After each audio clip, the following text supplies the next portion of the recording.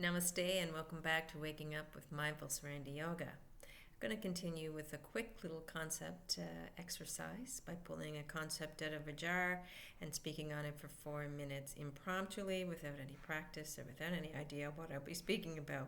So therefore these are going to be very imperfect. And I kind of want them to be imperfect because I want to take the focus off of me as the person speaking and put it on to what this thing beyond the me is actually expressing, if that makes any sense whatsoever. So I'm quickly going to do this because I'm not sure if I'll be interrupted in the next few minutes or not. And I have been going over my time of 4 minutes. I'm hopefully trying to fix that. My grandchildren have lost the charger for my watch. They were playing with it.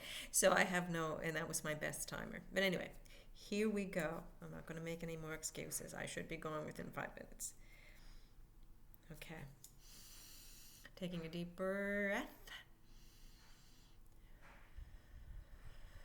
And that is a wonderful way to anchor. Whenever you're feeling anxious, feeling unstable, not sure what you're going to say, not sure what you're going to do, take that deep breath because it's like an anchor that brings you back into remembering that you're this great thing inside this tiny little body and mind. You're not the tiny little mind that seems to be suffering from the stress. You're that is inside it observing. It's kind of cool when you can do that. Anyway, the statement I pulled out of the jar was dukkha. Dukkha, D-U-K-H-A, which is a Sanskrit or Pali word, I'm not sure, meaning suffering. So dukkha means to suffer. And when we say suffering, we have to make the distinction between suffering and pain. Suffering and experiencing discomfort or the unpleasant things that life is sure to bring about. Because life, in its spectrum of many colors, consists of both the joy and the pain and sorrow. In fact, there is a saying somewhere, and I think it might be Buddhist or Taoist, I'm not sure, 10,000 sorrows, 10,000 joys. So for every joy there is a sorrow, for every sorrow there's a joy, if we're going to balance it out to create this great tapestry of life. So dukkha is half the threads we'll see in that tapestry. We will see joy, we will see love, we'll see, just pure happiness and peace, which is actually, I believe, to be our nature. But it's also entwined in that as human beings, the life of a human being, we'll see the dukkha, the suffering. Now, as I said from the beginning of this little presentation, is that dukkha is different than pain. Pain is the elements of life that we are here to experience, to challenge us, to help us grow and learn, to help us experience both spectrums of this life, so life as it's pouring through us can experience itself. In this little human being on this tiny dot of earth I'm taking up, this life that is in all of us gets to experience my perspective which was based on a lot of dukkha, but a lot of dukkha that's unique to this body and mind, right? So life gets to shine through me and experience it that way, as it does the person next to me, the person down the street, the person in the next room, the neighbor, the whatever. So dukkha is experienced by all of us at some point in time, but it's not a necessary experience. Pain is. Pain is a part of the tapestry.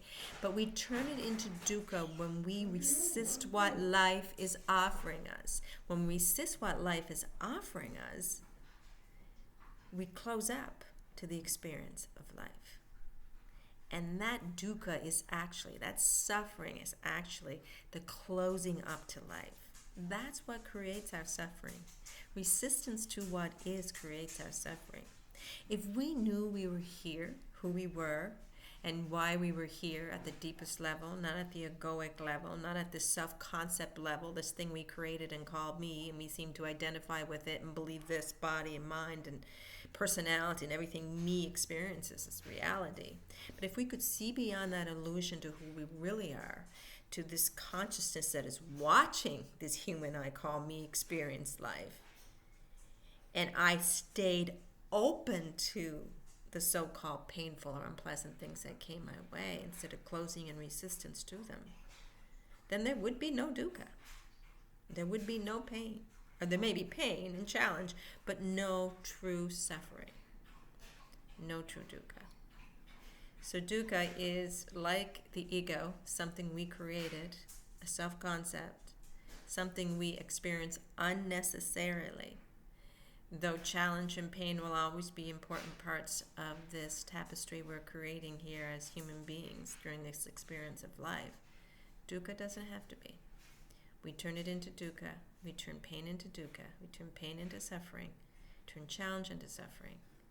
When we resist it and say it's bad, wrong, and shouldn't be. Let's instead realize who we are at the deepest level. Realize the importance of pain and challenge.